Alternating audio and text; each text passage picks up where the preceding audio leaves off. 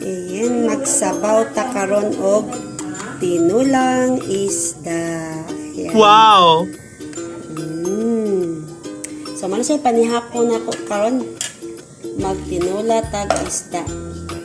E, syempre, ato sa butang okra, nasa tay sili, nasa tay sibuyas dahunan, nasa tay pichay,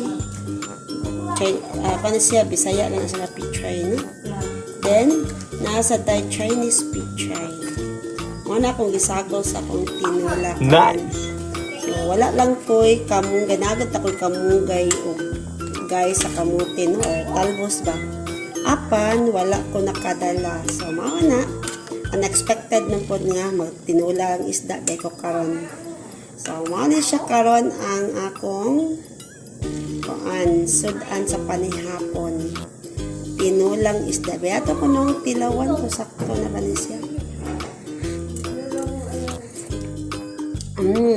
Malan siya kuan.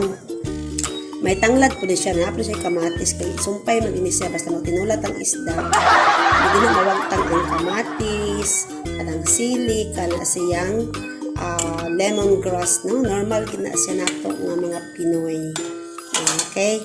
So, kana lang ang ako ang i-share ninyo, no? Sa ako ang recipe karong gabhion na. So, karon kay Setyembre, manta karon 25, no? Okay, thank you for watching, guys!